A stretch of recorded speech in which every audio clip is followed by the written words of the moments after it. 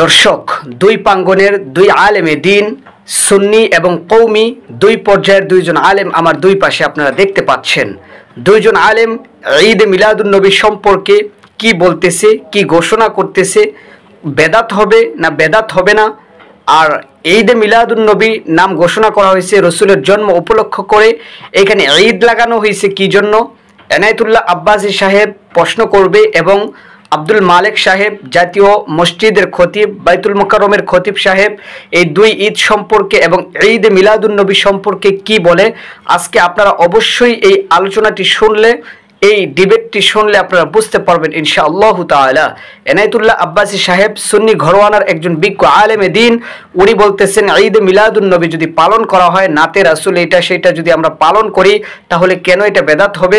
এবং আপনার আল্লামা আব্দুল মালেক সাহেব বাইতুল মোকাররমের খতিব, কওমি ঘরোয়ানার একজন বিজ্ঞ আলেমে দিন, যাকে কৌমি ঘরোয়ানার যত আলেমগণ আছেন সবাই তাকে মাথার মুকুট মনে করে, তাজ মনে করে, বিজ্ঞ একজন আলেম মনে করে। উনি এই ঈদ লাগানোর কারণে ঈদে মিলাদুন্নবী শব্দটাকে অর্থাৎ আপনার জন্ম, এই জন্ম সম্পর্কে তারা যে ঈদ লাগাইছে এই বিষয়ে তিনি কি বলতেছে, আসুন দুইজনের ডিবেটটা আমরা শুনে আসি। সর্বপ্রথমে এনায়েতুল্লাহ আব্বাসী সাহেবের কথাটা আমরা শুনি, আসুন দেখি তিনি কি বলে। মুমিন যদি মাহফিল করে, নাতে রাসূলের আয়োজন করে, ওয়াজ করে, সিরাতুন নবী নামে মাহফিল করে, মিলাদুন নবী নামে মাহফিল করে, খাস মুনাজাত করে, তাবাররুক বিতরণ করে, তাকেই বলা হয় মাহফিলে ঈদে মিলাদুন নবী। মুনি সাহেব, এখানে তোমরা বেদাত কোথায় খুঁজে পেলা? দর্শক, আপনি এনায়েতুল্লাহ আব্বাসী সাহেবের বক্তব্যটা শুনতে পেয়েছেন। উনি ঈদে মিলাদুন্নবী এটা বেদাত হবে না, এটা উপলক্ষ করে ওই দিনে তারা নাত মাহফিল খাওয়া দাওয়া এইটা সেইটা সব করবে, ঈদ হিসেবে আনন্দ ফুর্তি তারা করবে। আসুন এখন আমরা বাইতুল মোকাররমের খতিব, জাতীয় মসজিদের খতিব আব্দুল মালেক সাহেবের বক্তব্যটা আমরা শুনি। আব্দুল মালেক সাহেব ভিডিও ধারণ করতে দেয় না, কিন্তু অডিও ক্লিপটা আপনাদের সামনে উপস্থাপন করলাম। এই ঈদ সম্পর্কে, এই আনন্দ সম্পর্কে আপনি শুনুন ইনশাল্লাহ তিনি কি বলে। ঈদ হলো ঈদুল ফিতর আর ঈদুল আযহা, ঈদে মিলাদুন্নবী নামে কোনো ঈদ নাই। অনেকে অসন্তুষ্ট হবে আমার এই কথায়, এইখান থেকে বের হয়ে যান তো দেখবেন যে সোশ্যাল মিডিয়ায় কত কথা যে আসবে আমার বিরুদ্ধে। ওটা তো স্পষ্ট একটা ইতিহাস। ঈদ, ইসলামের ঈদ সম্পর্কে তো ইতিহাস আছে, সাহাবা জামানা, তাবেঈ জামানা, তবে তাবেঈ জামানা। নবী করিম সাল্লাল্লাহু আলাইহি ওয়াসাল্লামের সিরাতের আলোচনা হবে, তার জন্ম বৃত্তান্ত আলোচনা হবে। সেই আলোচনার জন্য ঈদে মিলাদুন্নবীর নাম দেওয়া, তার জন্মদিনকে ঈদ বানানো, এটা তোমার ইচ্ছা, তুমি নিজের ইচ্ছা মতো বানাবে ঈদ। এটা তো শরীয়ত দিবে, নবীজির আদর্শ, নবীজির নিয়ে আলোচনা করছো, তো নবীজির আদর্শ কি সেটা দেখবে না? আল্লাহ তাআলা আমাদেরকে সহিহ হিদায়াত দান করেন। দর্শক, আশা করি আপনি দুইজনের ডিবেটটা আপনি শুনতে পেয়েছেন। এনায়েতুল্লাহ আব্বাসী সাহেব বলতেছেন যে ঈদে মিলাদুন্নবী রসুলের জন্ম হিসেবে আমরা সিরাত মাহফিল করব, আমরা মিলাদ মাহফিল করব, আমরা নাচ গাবো, আমরা খাওয়া দাওয়া ভালো মন্দ যা কিছু আছে সব কিছু তারা আমোদ ফুর্তি করবে।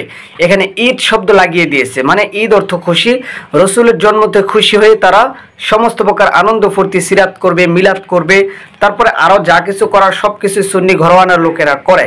তো এখন বিষয় হলো এনায়েতুল্লাহ আব্বাসী সাহেবের এই বক্তব্য শোনার পরে আপনি আব্দুল মালেক সাহেবের বক্তব্য শুনছেন। উনি বলতেছেন এখানে ঈদ লাগাইলা কোথা থেকে? শরীয়তের মধ্যে দেখা গেছে দুইটা ঈদ বছরে পাওয়া যায়, একটা হলো ঈদুল ফিতর আর একটা হলো ঈদুল আযহা। এখানে রাসূল সাল্লাল্লাহু আলাইহি ওয়াসাল্লামের জন্মকে উপলক্ষ করে তোমরা নিজেরাই মন গড়াভাবে ঈদ লাগাই দিলা, ঈদে মিলাদুন্নবী লাগাই দিলা, তাহলে এটা কিরকম হলো? এটা তো কোথাও পাওয়া যায় না। এই মিলাদুন্নবী পালন করাটা তো কোথাও পাওয়া যায় না, কোনো হাদিস দ্বারা প্রমাণিত নয়। এমনকি আল্লাহ রাসূল সাল্লাল্লাহু আলাইহি ওয়াসাল্লামের হাদিস থেকে জানা যায়, নবী করিম সাল্লাল্লাহু আলাইহি ওয়াসাল্লামের জীবদ্দশায় আল্লাহ রাসূল সাল্লাল্লাহু আলাইহি ওয়াসাল্লাম ওনার জন্মকে উপলক্ষ করে কোনো ঈদ পালন করেন নাই, কোনো খুশি উদযাপন করেন নাই। যদি আপনারা এই আলেমগণের কথা শুনে বিভ্রান্তির মধ্যে পড়ে যান, আজকে আমি আপনাদেরকে জানিয়ে দিচ্ছি আপনারা অবশ্যই কি করবেন, কি পালন করবেন, কথাগুলো ভালো করে শুনেন। সেটা হলো নবী করিম সাল্লাল্লাহু আলাইহি ওয়াসাল্লামকে জিজ্ঞাসা করা হয়েছে আপনি সোমবার দিনে কেন রোজা রাখেন? নবী আলাইহিস সালাতু ওয়াস সালামের জন্ম নিয়ে কিছু মতানৈক্য আছে, কেহ তারিখের কথার মধ্যে নিয়ে মতানৈক্য আছে, কিন্তু দিবস নিয়ে কোনো মতানৈক্য নাই। ওইটা হলো সোমবার দিন। নবী যখন সোমবারে রোজা রাখে তখন তাকে জিজ্ঞাসা করা হয়েছিল আপনি সোমবার দিন কেন রোজা রাখেন? নবী সাল্লাল্লাহু আলাইহি ওয়াসাল্লাম বলছেন সোমবার দিনে আমি জন্মগ্রহণ করেছি, এই জন্য শুকরিয়াতান আমি রোজা রাখি প্রত্যেক সোমবারে। তো সম্মানিত দর্শক, আপনি যদি ঈদে মিলাদুন্নবী পালন করতে চান তাহলে আপনি সিরাত নিয়ে আঁকড়ে ধরবেন এবং সোমবার দিন রোজা রাখা আল্লাহ রসুলের সন্তুষ্টির জন্য, আল্লাহ রসুলের জন্য দোয়া করেন। এটা হবে আপনি সম্মানিত, মানে রসুলের প্রতি সম্মান করা। আপনি যে একজন আশেক, আপনি যে একজন সুন্নি, আপনি যে একজন আদর্শবান, এটা আপনি দেখাইতে পারলেন। আসল বিষয় হলো রসুলের আদর্শ বাস্তবায়ন করা, সিরাত বাস্তবায়ন করা।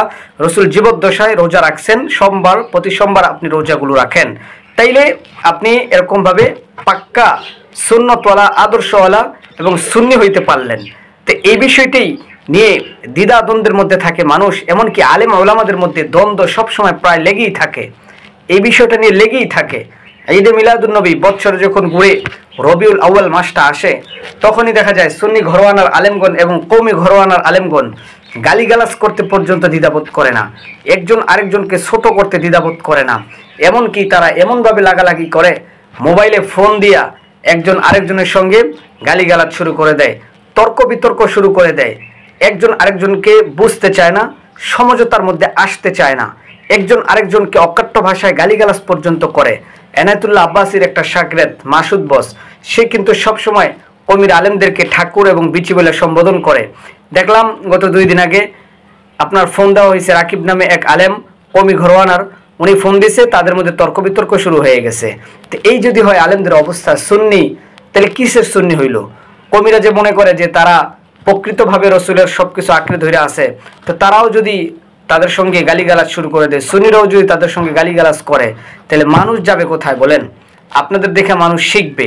তো ঈদে মিলাদুন্নবী উপলক্ষে 2 আলেমের 2 বক্তৃতা আপনারা শুনলেন, এবং আমি আপনাদের মাঝে যেই বিষয়টি উপস্থাপন করলাম, আপনি মিলাদ মানেন, সবাই মিলাদ মানে, রসুলের জন্ম সবাই মানে, আমি মানি, আপনি মানেন, সুন্নিরা মানে, কওমিরা মানে, সবাই মানে। তো এই মানার মধ্যে ক্ষেত্র থাকলে তো চলবে না। এখানে ঈদ লাগাই দিয়ে যে আপনি গান গাইলেন, খাইলেন, সিন্নি খাইলেন, খিচুড়ি খাইলেন, এটা খাইলেন, সেটা খাইলেন, কিন্তু রসুলের আদর্শ একটাও আপনি মানলেন না, রসুলের সিরাত একটাও আপনি পালন করলেন না। অথচ সোমবার দিন রসুল সাল্লাল্লাহু আলাইহি ওয়াসাল্লাম রোজা রাখতেন, এই রোজাটা পর্যন্ত আপনি রাখেন না। তো রোজাটা পালন করেন, সিরাত নিয়ে আপনি নিজের জীবনকে বাস্তবায়িত করুন, এবং আলেমদের মতানৈক্য শুনে আপনি বিভ্রান্তির মধ্যে পড়বেন না। আপনি ভালো করে বুঝবেন, ভালো করে আপনি এটা নিয়ে রিসার্চ করে আপনার যেটা ভালো মনে হবে একজন বিজ্ঞ আলেম থেকে শুনে বুঝে তারপরে আপনি আমল শুরু করবেন। তো সম্মানিত দর্শক, আজকে এই পর্যন্তই। ভালো লাগলে একটা লাইক, একটা শেয়ার এবং কমেন্ট করে আপনার মতামত অবশ্যই জানাবেন।